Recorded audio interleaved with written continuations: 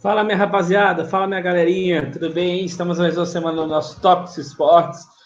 Estou recebendo aquela minha rapaziada de sempre para a gente falar dos últimos acontecimentos futebolísticos e do esporte em geral no nosso planeta, certo? Estou recebendo hoje o meu trio querido. Primeiro, o meu fã número 1, fala, Matheus Takahashi, tudo bem, meu querido?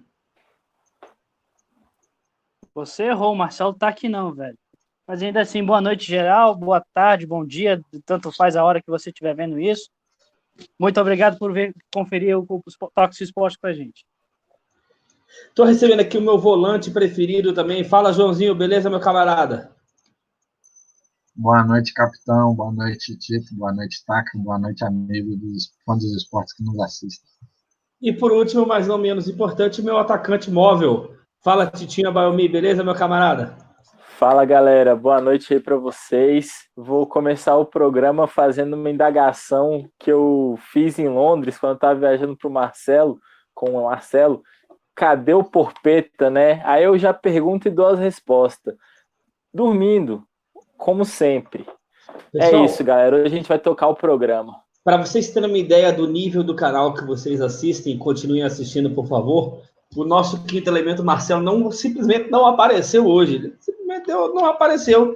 Ele deve estar dormindo, deve estar sonhando aí. Eu não conto para vocês porque ele está sonhando por causa do horário, certo? Pessoal, vamos seguir aqui. Nosso assunto de hoje, nosso primeiro assunto, na verdade, é sobre, como de costume, nosso Brasileirão, né? Que beleza, o Taka foi embora, a gente continua, ainda ficou melhor aí no programa agora, voltou, infelizmente. Vamos lá, pessoal, a gente vai falar sobre as surpresas do Brasileirão. E aqui a gente vai ter as surpresas positivas e as surpresas negativas do campeonato, né? Vamos começar com os times que estão lá em cima, falar sobre as surpresas positivas. João, você acha que o São Paulo e o Inter, eles estão surpreendendo? Cara, o que a gente esperava no campeonato já? Acho que, de certa forma, o Inter eu imaginava que ia conseguir fazer um bom trabalho, não achava que ia conseguir se manter tanto no topo da tabela, mas eu acho que vai acabar brigando por fora, até porque os principais candidatos ao título vacilaram muito. E acho que o Inter vai começar a dar sinais de fraqueza, mas por agora que ele vai precisar rodar bem o elenco, e eu acho o elenco do Inter curto.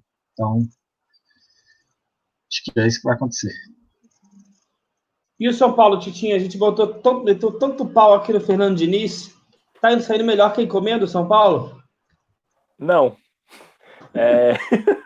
Melhor que a encomenda, não. Eu acho que ele está fazendo ainda abaixo daquilo que a gente espera, porque a gente esperava um São Paulo brigando pelo título, que até agora não aconteceu. Obviamente que ainda está um bolo, né, que ninguém se desgarrou. Então, a gente esperava que o São Paulo tivesse na posição que o Inter está hoje, por exemplo, né, que liderou algumas rodadas, dá uma vacilada aqui, dá uma vacilada ali, mas tá brigando. O São Paulo varia muito, assim, ao mesmo tempo que a gente já elogiou algumas partidas aqui no Talks, que a maioria das vezes que a gente fala do São Paulo é com críticas, né? E por mais que o Diniz tenha mostrado evolução em relação ao seu trabalho com o elenco tricolor, eu acho que ainda falta aquele toque assim para a gente poder ter tranquilidade de falar. São Paulo vai disputar o título esse ano. Exato. Matheus, temos aqui juntos na tabela o Vasco e o Flamengo, ambos dividindo 17 pontos para cada um, né? A gente tem dois cenários diferentes entre Vasco e Flamengo, né? Você acha que o Vasco te surpreende muito positivamente e o Flamengo te surpreende muito negativamente, estando nessa posição? Eu diria que um pouco meio que sim para cada um. O Vasco é um time que tem lá suas limitações, mas vem fazendo, mas tipo, por enquanto está sustentando sua posição no campeonato pelo bom início que teve, né? Já o Flamengo está se sustentando, ainda está tentando recuperar ainda a sua forma desde a chegada do Domenech, que inclusive já está dividindo alguns torcedores, né? De maneira injusta, ao meu ver, né? Mas ainda assim, ainda tem um bom campeonato para se percorrer. O Vasco tem lá suas limitações e o resto do campeonato vai testar muito essa coisa do Vasco. enquanto o Flamengo, pelo elenco que ele tem, ainda tem muito a que provar, que ainda é um dos principais expoentes do futebol brasileiro, pelo menos nessa temporada. A gente vai falar mais do Flamengo já. A gente vai conversar sobre se a senhora Karma chegou no Flamengo de vez ou não. Mas, pessoal, vamos lembrar aqui que o Takahashi está mais travado que o Bruninho Boga na rave, hein? Tá difícil aí a comunicação. Eu vou te dar 3 litros d'água aí para tu destravar, viu, irmão? Pô, vai cagar, vai. Na minha opinião, a grande surpresa positiva do campeonato, e aqui eu vou fazer uma meia-culpa, é o Santos. O Santos que provavelmente tem o melhor jogador do campeonato até agora, né? O Di Marinho. Marinho que vem realmente jogando muita bola, junto com o Thiago Galhardo, são os melhores jogadores do campeonato. E lá no início, ainda sob o comando do Gesualdo, o Santos numa crise sem fim, horrorosa, tinha perdido da Ponte no Paulista, eu falei que o Santos ia brigar para não cair, não é mesmo? E mesmo assim o Santos está aí surpreendendo e calando a minha boca, vendo que eu sou um comentarista de merda. Certo? É por isso que eu sou só o apresentador do programa. Pessoal, o torcedor do Vasco, por sinal, tá na bronca com o Luiz Flávio de Oliveira, hein?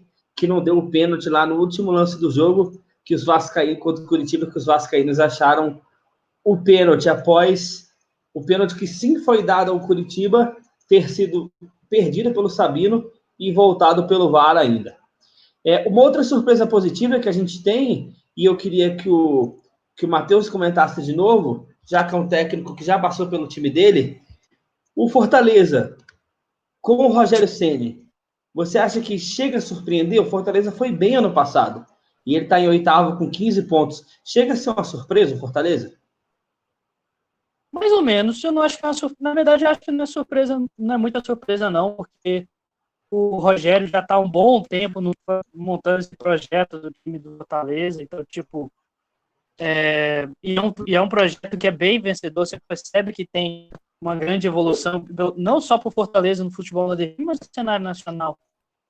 Então, tipo, eu não vejo uma surpresa, mas ainda assim as pessoas ficam espantadas porque é o Fortaleza, um time que até outro dia passou quase uma década na Série C, e que hoje está aí, está na metade de cima da tabela. No ano passado pegou a Sul-Americana, por muito pouco, não tirou o Corinthians da Libertadores. Então, e isso mostra também o quanto que o Rogério também está evoluindo como treinador. Ele foi tão criticado quando ele começou no São Paulo, por questões políticas e internas, ele acaba não dando certo no Cruzeiro, eu nem falo muito disso, mas o Fortaleza, você percebe essa evolução dele, não só como treinador, mas até como gerente, sim. Como gestor. O que mostra, eu acho que sobre essa questão do Rogério Ceni, João, fica mais claro ainda que foi precipitado ele começar a carreira no São Paulo. Na minha opinião, você concorda comigo? Você acha que ele tivesse ido para Fortaleza e depois para o São Paulo ele poderia ter finalmente tirado o São Paulo dessa draga que ele está aí há 12 anos? Poderia, mas eu acho que assim foi um passo mal dado ele ter começado no São Paulo, porque né, um clube muito grande, tricampeão da América, tudo mais, todas as questões que a gente sabe do tamanho de São Paulo. Mas acho que quem mais saiu prejudicado nessa relação problemática do São Paulo com o Rogério sendo treinador foi a diretoria do São Paulo, que acabou tendo problemas com ele e mandando um técnico promissor embora. Um técnico que depois, obviamente, num clube de menor proporção, mostrou que era capaz de estando num bom ambiente, tendo condições de desenvolver o trabalho. É possível de desenvolver um bom trabalho. E o São Paulo se perdeu, né? Rodou vários e vários técnicos, e agora com o Diniz, mesmo o Diniz não fazendo um trabalho nada demais, é que o São Paulo conseguiu ficar um bom tempo com o técnico. É interessante a gente falar isso, né? Porque ele vem se mostrado vitorioso com Fortaleza ao longo dos tempos, e o São Paulo troca de técnico como que troca de blusa, né? Esse ano diminuiu um pouco com o Diniz, mas isso tudo é especulação. Tito, você que é o cara mais corneta aqui do Tox Sports, eu vou te dar um espaço para você falar aqui do 12º, do 13º e do 15º colocados do campeonato, que são, respectivamente, Grêmio, Corinthians e Atlético Paranaense. Então, você fique à vontade para destilar o seu ódio gratuito. Antes disso, só vou fazer um pequeno comentário, um breve comentário aí sobre o Rogério Ceni, que muitos dizem que o próximo técnico do São Paulo já está definido, né? Que é inclusive o próprio Rogério. Então ele está passando por todo esse amadurecimento aí na carreira. Isso é a informação que você tem dos bastidores, meu querido Jorge Nicola? Isso aí é o que eu já ouvi de opinião dos muitos comentaristas esportivos que eu acompanho. Mas que ele estaria, assim, que o São Paulo já sabe quem vai ser o próximo técnico, né? E eu, inclusive, acredito que vai ser um caminho natural para o próprio Rogério. Agora vamos às cornetas, né? Que absurdo que é é patético ver o Renato Gaúcho dando uma entrevista coletiva. Primeiro que ele não responde as perguntas que são feitas a ele. Ele acha que o time dele está jogando o melhor futebol do Brasil desde 2017, quando ele tinha Cebolinha e Arthur jogando tudo que podiam de futebol. Luan, né? Na verdade, o protagonista era o Luan, né? Nem o Cebolinha ainda. O Luan sabia jogar bola ainda, né? Então, assim, já deu de Renato Gaúcho com essa postura, assim. Foi o segundo bom trabalho que o Renato Gaúcho fez na vida dele. O primeiro tinha sido no Fluminense lá atrás, mas que também bateu na trave. Aí agora ele assim, foi campeão da Copa do Brasil, campeão da Libertadores, e só. Porque Campeonato Gaúcho, né, é mais fácil que o Candangão ali com o nosso Grêmio, Gama e Brasiliense. Então é um absurdo que ele continue com esse discurso. O Corinthians, acho que todo mundo tinha expectativa em cima do Corinthians, né, principalmente por tentar implementar uma nova filosofia de jogo. O Thiago Nunes, apesar de só ter tido um grande trabalho, foi confiado a ele toda essa mudança de patamar de futebol do Corinthians, que, assim, a meu ver, era um pouco precipitado, mas a gente pagava para ver, é uma aposta que acho que qualquer time teria feito. E agora vamos ver se o pé de coelho vai dar vai conseguir botar o Corinthians no caminho. João, quem decepciona mais, o Corinthians ou o Grêmio? E por quê? Puta. Pergunta difícil, mas eu acho que o Grêmio. Porque o Corinthians tá uma zona, um futebol horroroso, mas ano passado já não estava muita coisa também. Então, você já estava meio que preparado. E assim, o Thiago Nunes não conseguiu fazer trabalho nenhum. Ele não deixa nada para o Coelho, não tem nada para que o Coelho trabalhe com o que o Thiago Nunes fez.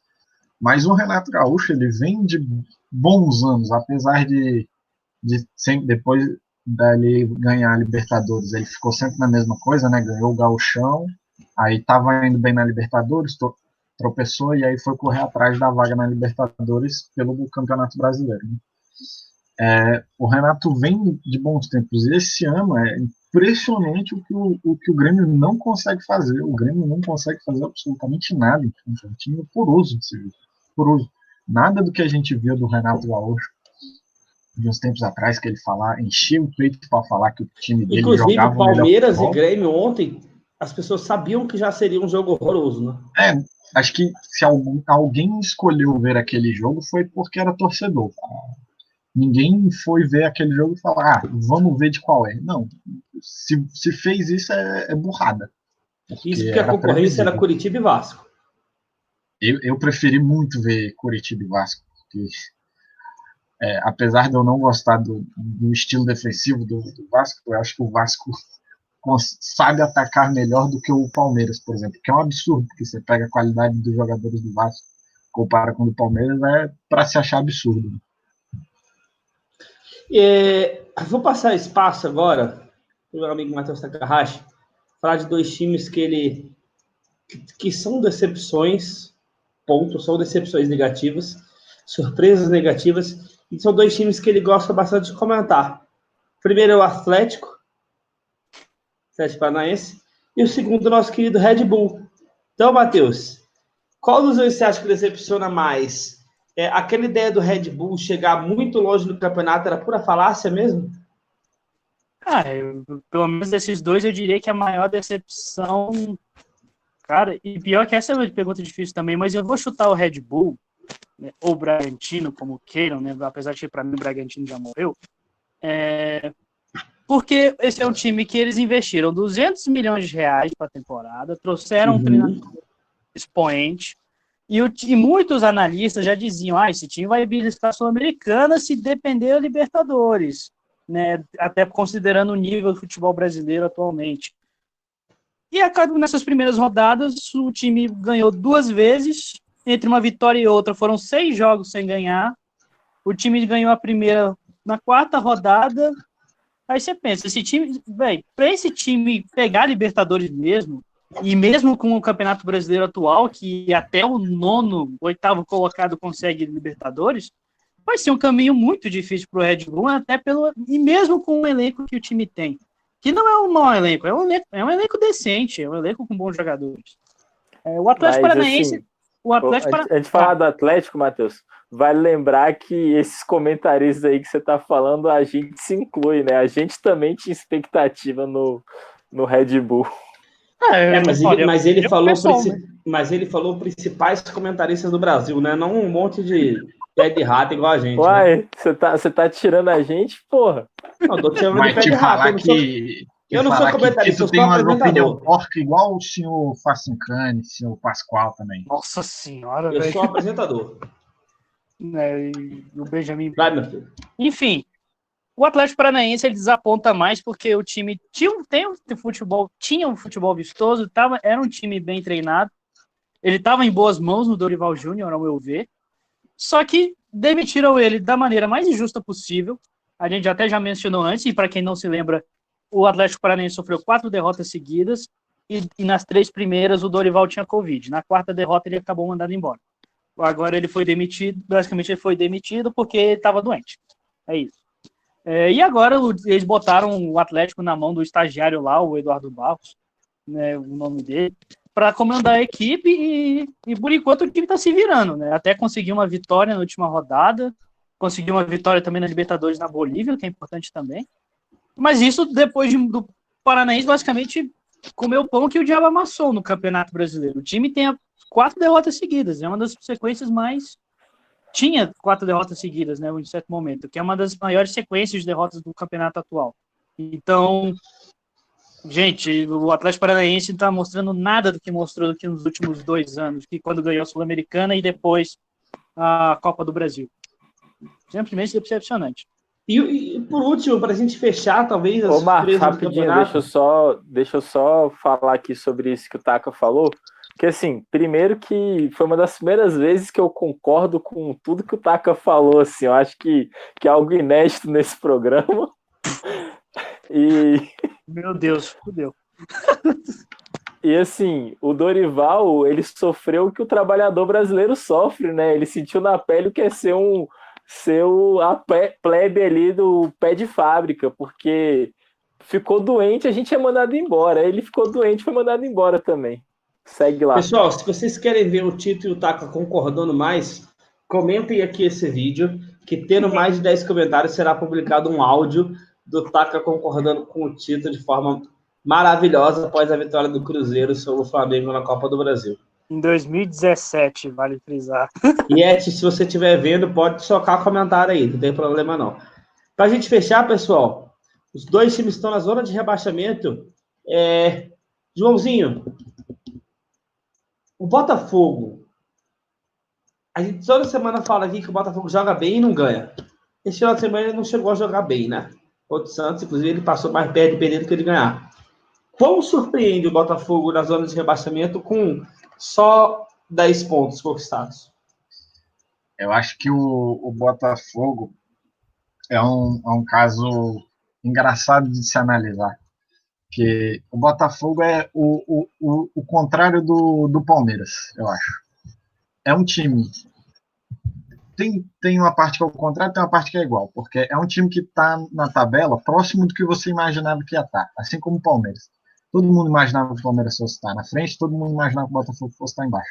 Mas ninguém imaginava que o Palmeiras ia estar fazendo um trabalho tão porco e conseguindo resultados, e ninguém imaginava que o Botafogo ia estar vendendo tão difícil os resultados para os adversários.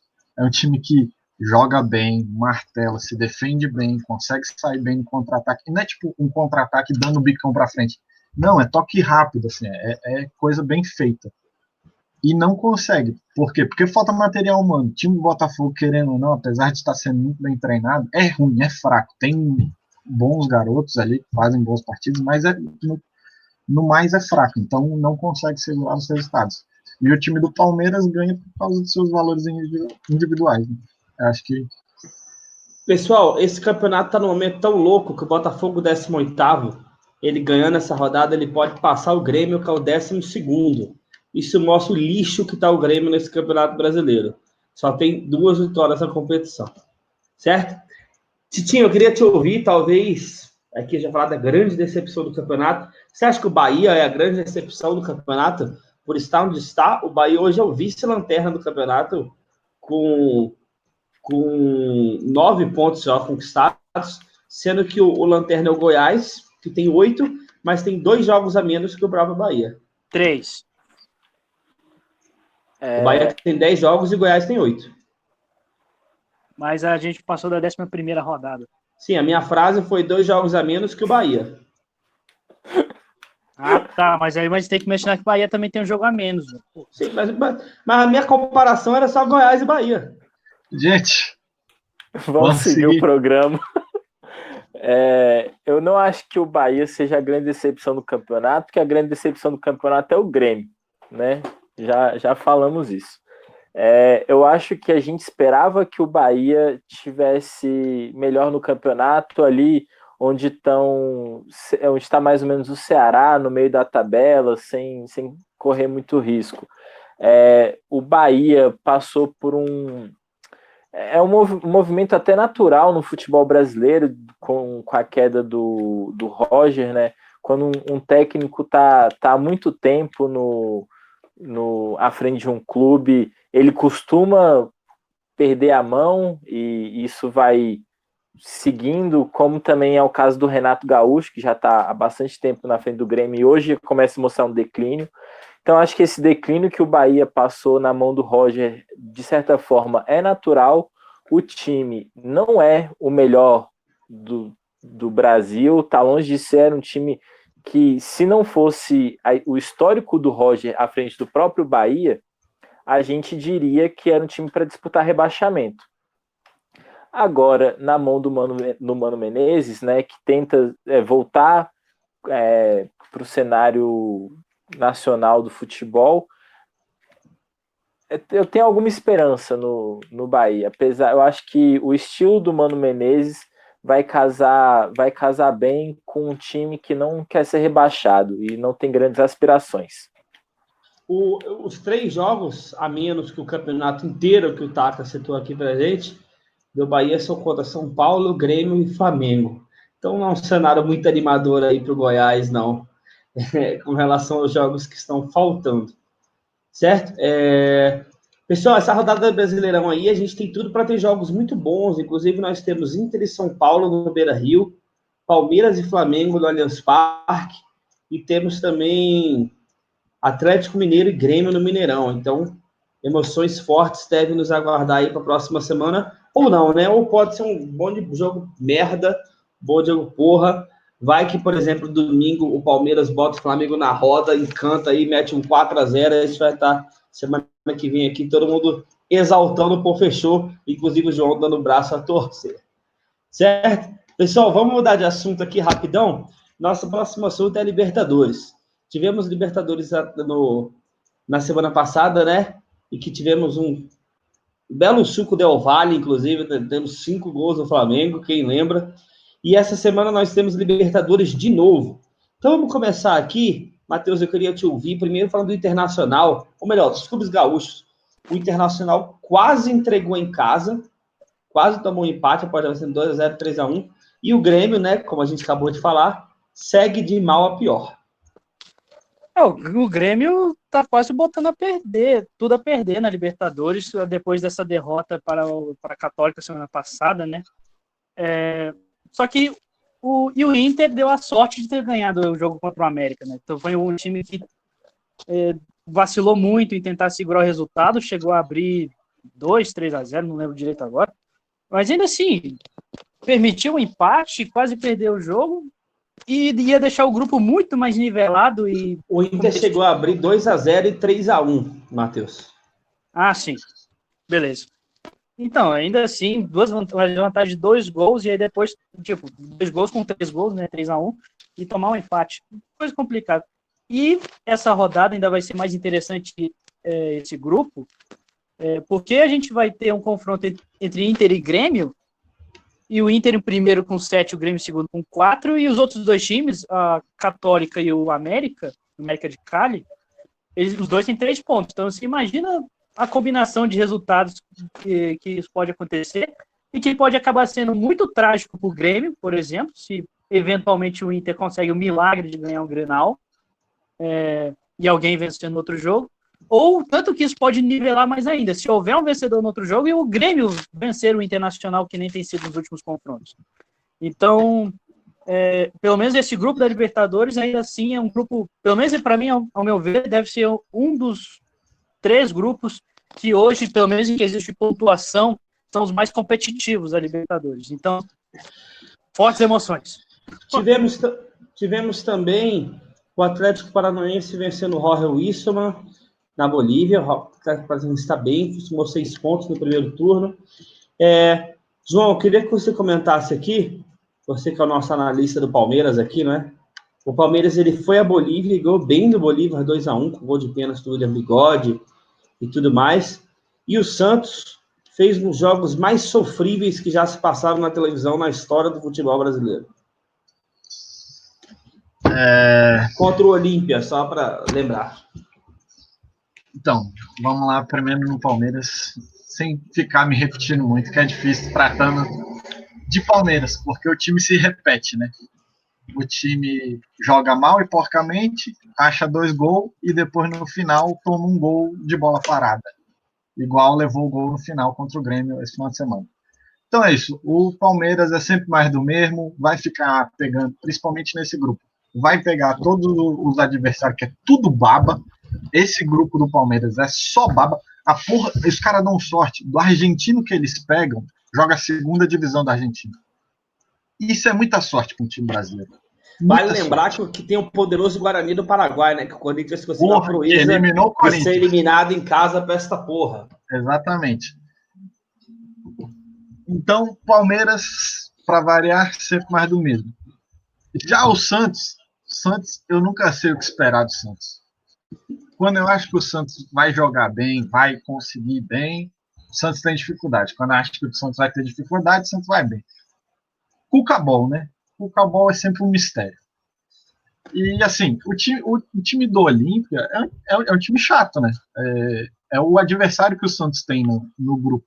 Provavelmente vai ficar entre os dois disputando para ver quem vai ser o primeiro colocado do grupo. Então, era de se esperar que fosse ser um jogo difícil. Tito, e o São Paulo, hein? O São Paulo ele conseguiu empatar com o River Plate em casa. A gente disse que conseguiu empatar porque o River Plate fez 2 gols contra para que isso acontecesse. E o São Paulo se complicou muito porque ele vai ter que jogar no retorno agora, já nessa terça-feira contra a LDU e Quito, que é sempre difícil jogar contra a LDU na altitude.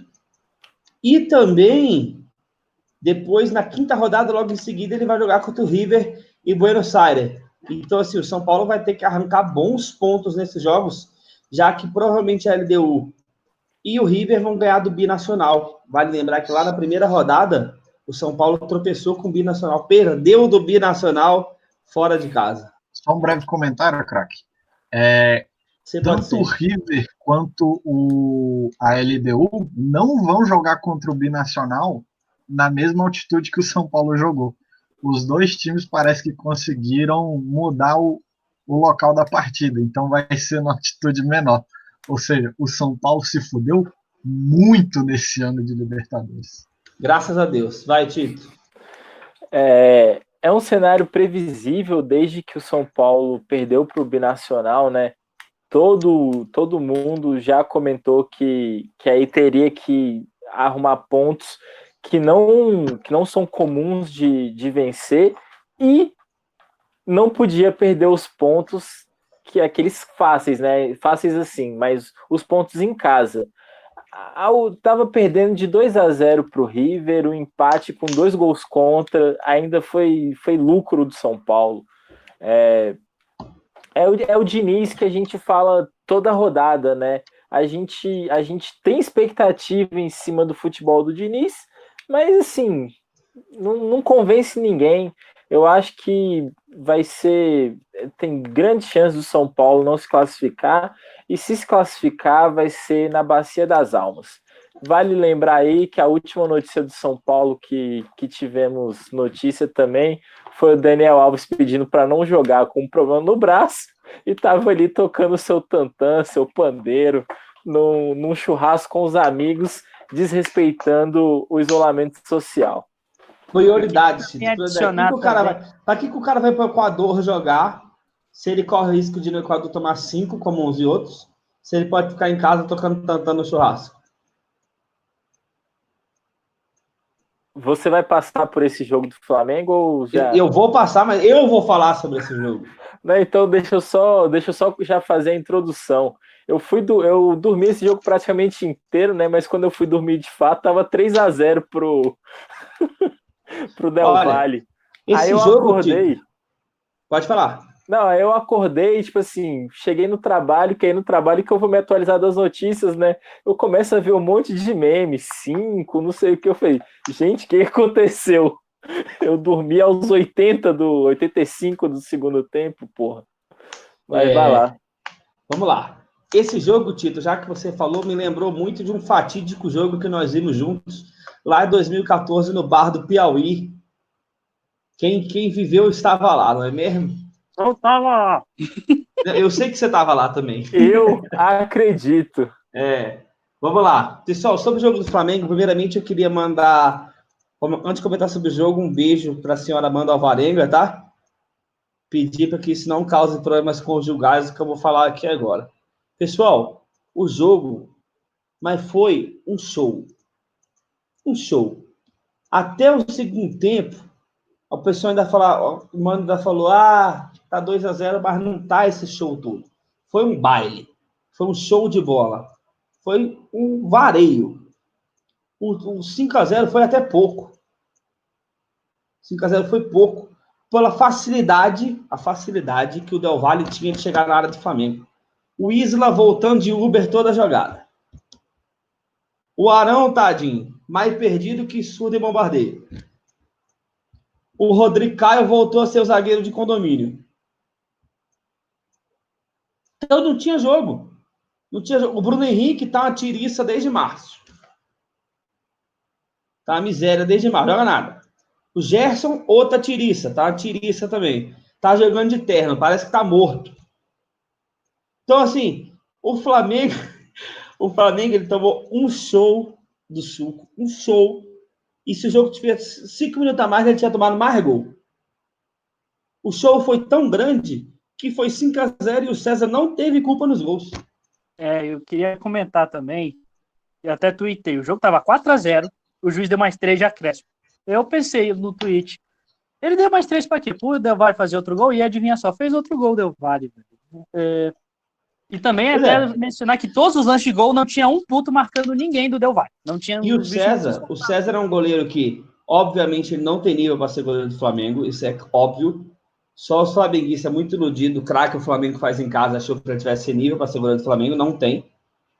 Certo? Ele e o Muralha estão aqui, ó. Certo? Ele e o Muralha estão aqui. A diferença é que o César nunca teve jogo suficiente para mostrar a miséria que ele é. Certo? César nunca pediu para abrir a barreira e levou o gol de falta. O Tito foi até embora. César nunca pediu para abrir a barreira e levou gol de falta. O jogo foi um show. Um show. E, ó, Flamengo que fica esperto, porque apesar do grupo dele ser uma baba, só ter baba, Não é a baba igual o grupo do Palmeiras, mas só tem baba também. Apesar de só ter carniça, ele vai jogar no Equador de novo, ao nível do Mar dessa vez, com 300 mil desfalques, 7 coronados, e eu acho é pouco para um clube que sexta-feira estava querendo botar público no estado de novo. Isso é pouco. Para botar o público lá, dá beleza, né? Aí quando é 7 cara, não, vamos tentar cancelar o jogo, adiar o jogo. Porra nenhuma. Vai encarar agora com o Mateuzinho. O Mateuzinho tá com corona também, né? Não, tá com Se corona. time do Tocantins joga na Série D com o Coronado... Muito pior o time do Tocantins da Série D, que teve que jogar com o time sub-20, porque o time profissional... Imagina o time perdeu só de 3-1. O time profissional do Tocantins teve que jogar na Série D com o time sub-20, porque o time inteiro tava com corona. E perdeu só de 3-1. Não foi 5-0. Só perdeu de 3-1. Mas, ô Marcos, vou nem me alongar nesse assunto, não, porque eu só acho que... Só perdeu de 3-1, como inclusive a Caldense conseguiu a proeza de perder do Brasiliense de 3-1 também, com 2 gols de Douglas. E Coronado também. Aquele Douglas. Vai, Tito. Douglas Barriga de Cadela, para quem não tá acostumado. O Douglas, ele é coronado, sempre. Eu falei da Caldense. Saudades, Douglas. Deu bons títulos para nós. Isso. Vai, Corinthians, irmão, é nós. Mas, assim, eu acho que a grande questão desse Flamengo que vai enfrentar o Barcelona amanhã é que isso pode significar o último jogo do Domi, né? Será? E tudo tá caminhando... O Renato Gaúcho tá contatíssimo, hein?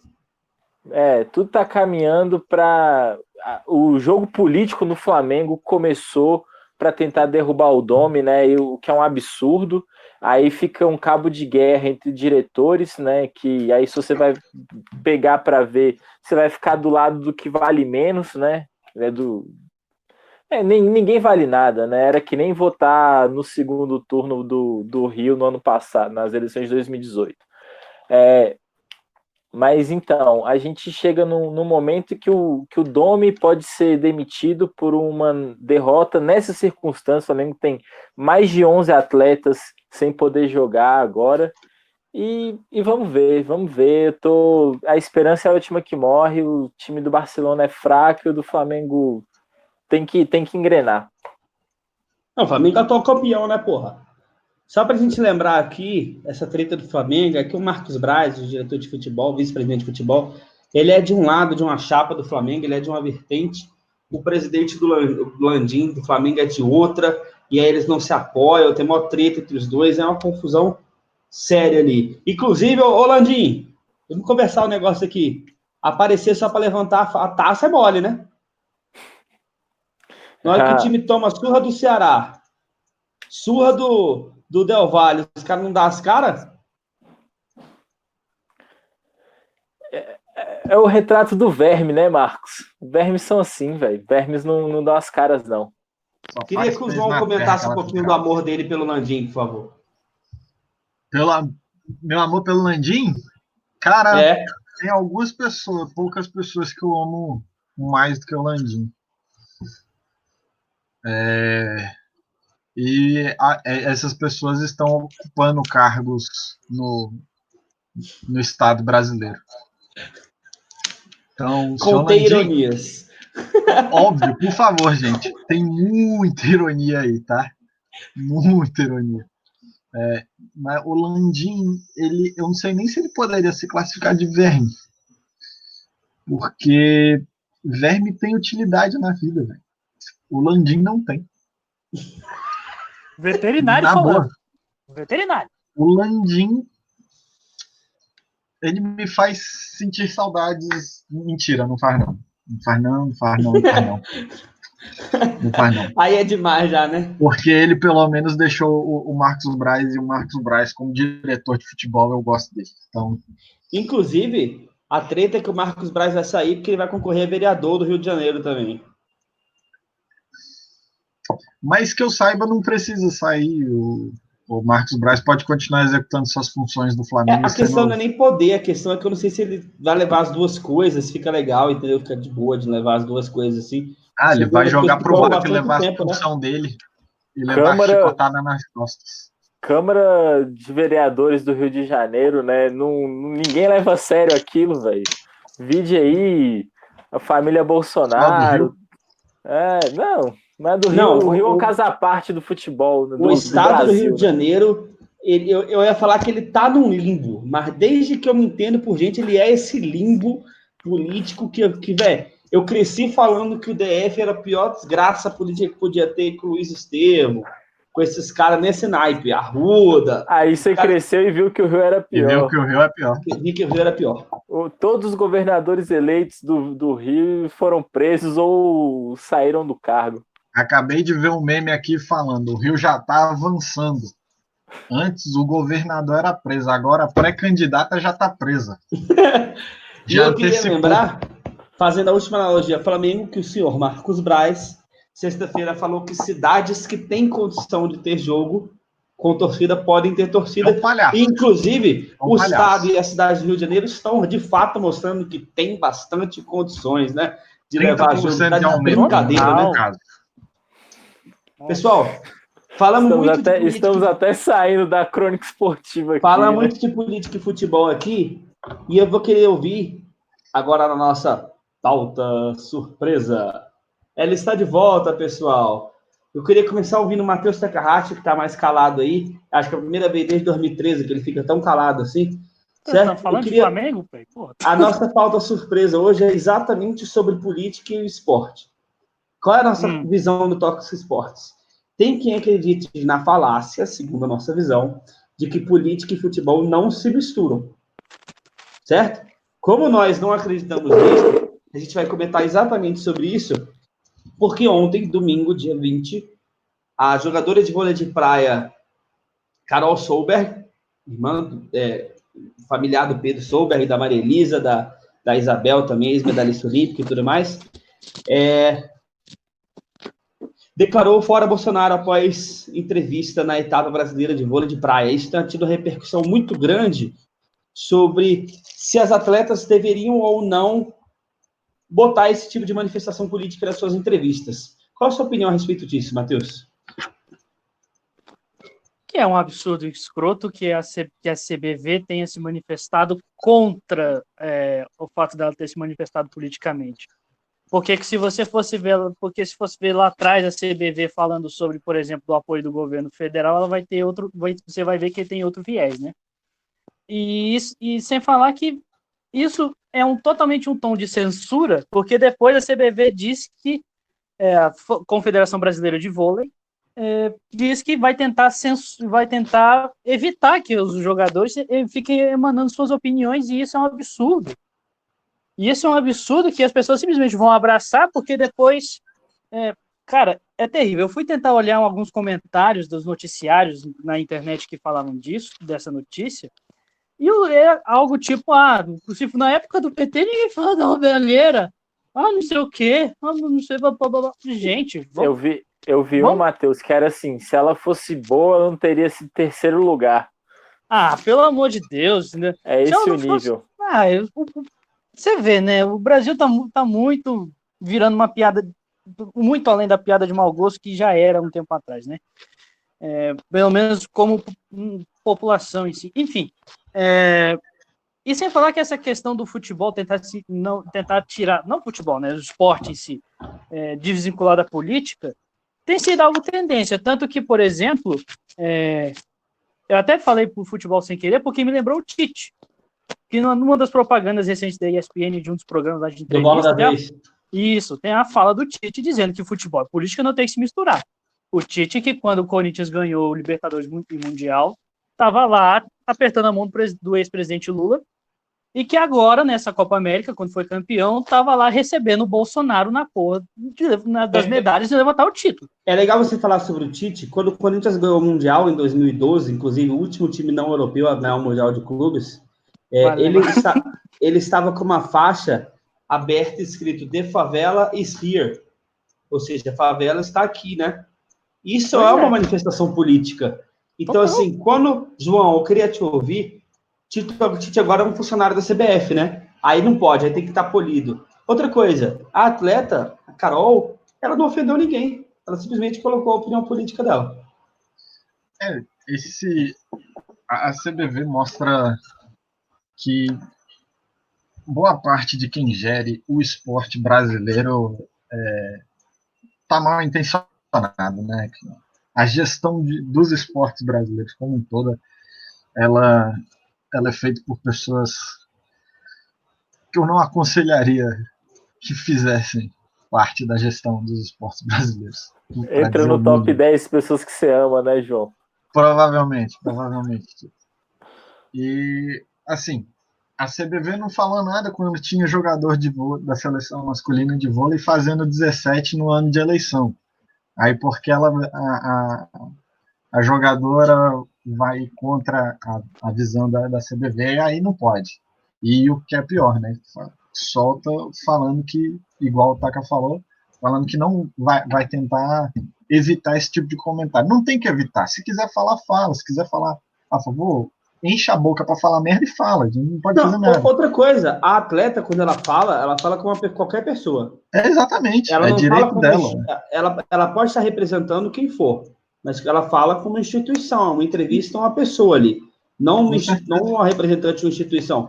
Então, ela é respaldada pela Constituição, pelo artigo 5º, fala que ela pode falar o que ela quiser, sendo que ela é responsável pelas coisas que ela fala, mas ela não foi ofensiva, de novo, eu digo isso.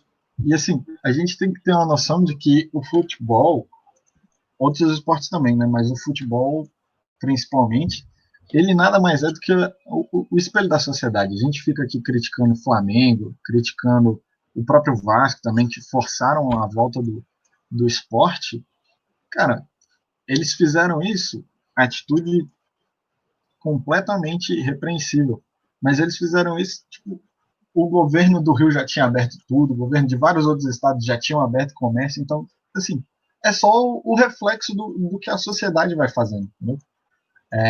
Agora se discute sobre abrir os portões para alguns jogos. Um absurdo. O campeonato inteiro. Mas, assim, a gente vê foto, a gente vê imagens do feriadão, todo mundo na praia, as praias abarrotadas de gente. Aqui em Brasília, o Lago Paraná, qualquer prainha estava cheia de gente, entendeu? Então, é isso, futebol nada mais é do que um espelho da sociedade. Então, esses absurdos vão continuar acontecendo, principalmente se a gente ficar com esse discurso de que não se mistura, que aí pessoas que teriam uma voz contrária não falam, e aí o discurso delas é limitado. Ou que poderiam fazer o serviço positivo, né? As pessoas acabam se calando. Aqui em Brasília, os Sugar Daddies estão bombando lá no Lago Paranoá, com as novinhas lá, com os rolês tudo lá, é só você pegar o Instagram e ver rapidinho. Isso que nem Instagram eu tenho. Tito, a gente está querendo falar disso há algumas semanas já, né? Só que dessa vez a fala da Carol trouxe a faísca que a gente não podia evitar, da comparação entre as falas dos nossos atletas, ou a ausência, a omissão dos nossos atletas, comparado com outros atletas, por exemplo, atletas norte-americanos, no futebol americano ou na NBA, fazendo greve com o movimento Black Lives Matter, muitos contra o presidente Donald Trump, por exemplo, o LeBron James, o maior jogador de basquete do planeta, uma referência do esporte mundial, é abertamente contra o Donald Trump e faz campanha para ele sair, por exemplo.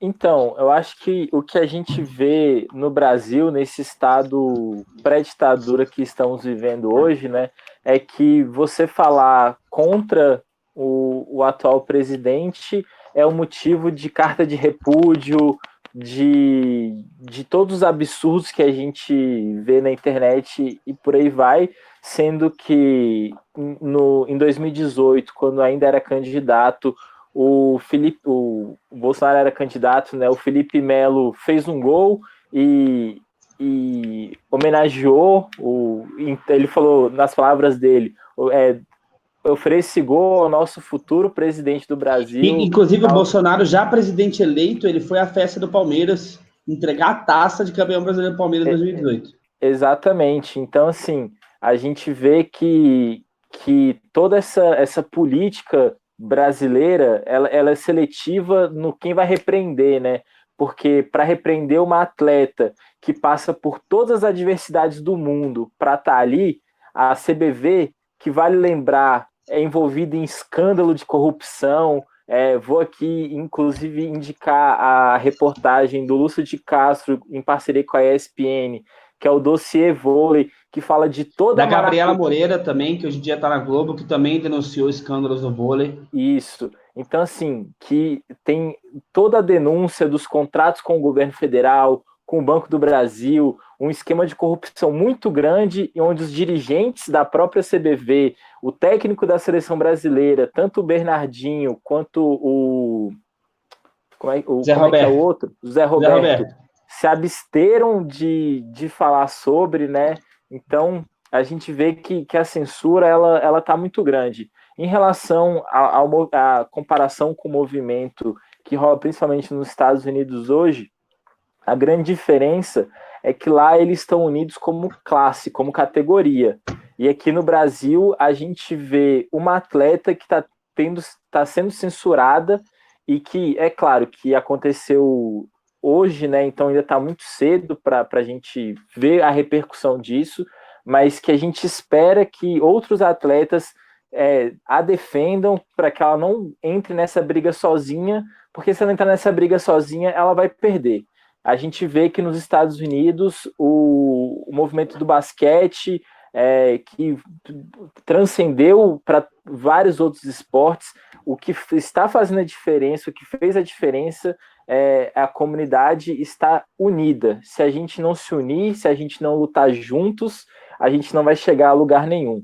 E só para encerrar minha frase, queria também fazer outra indicação para vocês, Como o Futebol Explica o Mundo. É um livro de cerca de 200 páginas que fala diversas situações geopolíticas envolvendo o futebol como centro da ação geopolítica, e é isso. Pessoal, só 2 exemplos que eu vou dar aqui. Primeiro dos Estados Unidos, que o Tito citou brilhantemente agora, quando Colin Kaepernick, que à época era quarterback do San Francisco 49ers, se ajoelhou sozinho contra o hino nacional americano, durante o hino nacional americano não teve muita repercussão, ele perdeu, não teve força. Quando os atletas todos se juntaram, teve força, né? E uma outra analogia que eu queria, um recado que eu queria trazer é o seguinte: a cada live do Bolsonaro, ele tá com uma camisa de time de futebol diferente. Essa semana, inclusive, era da Portuguesa. Se futebol e política não se misturassem, qual era a razão dele estar sempre com a camisa de futebol diferente? Vale a reflexão, não é mesmo? É aquela ideia, uma formiguinha não faz muito trabalho, mas várias formiguinhas juntas, formigueiro inteiro, conseguem derrotar os gafanhotos, né? Aí, a indicação de filme para vocês aí, A Vida de Inseto, Disney Pixar, tá? Muito bom o filme, tem tudo a ver com isso. Baita de um filme. Tudo a ver com o trabalho de classe, não sejam minimalistas. Certo, pessoal? Essa é a nossa ideia, nosso posicionamento, certo? A gente vai ficando por aqui hoje. Já vou dar minha boa noite aqui para o Matheus Takahashi. Valeu, meu amigo. Valeu, Marcos. Valeu, Tito. Valeu, João. E bem, só para dar uma última mensagem também, velho, se vocês têm suas opiniões, tipo, se expressem, né? Claro que tenham noção de que algumas coisas têm limites. Claro, se for fazer uma opinião que vai ofender o outro, talvez seja melhor você guardar para você e rever essa coisa. E é isso, né? Vale lembrar também que a pandemia não acabou, apesar das pessoas estarem forçando que a quarentena acabou. Então, velho, tomem cuidado, usem máscara, álcool em gel, evita aglomeração, evita ficar colado nas pessoas, né? Evita, né? Tem certas situações que não dá, né? Mas, enfim, fiquem bem e até a próxima. Valeu, Titinho. Boa noite para você, meu camarada. Obrigado. Valeu, meus queridos. É sempre um prazer estar aqui com vocês e agradecer a galera que nos assiste, para eles deixarem os comentários aí para que eles querem ver nos próximos dias. Um grande abraço. É isso aí, Titinho. Valeu, Joãozinho, meu querido. Valeu, Marcos. Valeu, Taca. Valeu, Tito. Pedi encarecidamente que essa meta dos 10 comentários seja batida, porque esse áudio é tão bom que eu quero ouvir de novo. Então, por favor, gente, bota aí, que eu quero muito ver esse áudio, porque ele é maravilhoso. Vocês não dão descanso pra mim, velho. Ele é tão bom, que eu falo isso apesar de ser um cruzeirense sacaneando meu time depois do Cruzeiro ganhar do Flamengo. Tá? É bom a esse nível. Eu daria boa noite pro Marcelinho também, mas aquele desgraçado simplesmente está dormindo, não apareceu para gravar hoje. Então, pessoal, nós somos Marcos, Matheus, João, Tito e Marcelo está dormindo. Isso aqui tá igual a Luísa, que está no Canadá, né? E Marcelo, que está dormindo. Nós somos os Toques Esportes. Senta o like, compartilha, manda para os amigos, comenta, faz o rolê inteiro aí, que vocês já sabem. Então, tá bem legal. Uma boa noite, espero que vocês tenham gostado. Um beijo, tchau, fui, é nóis.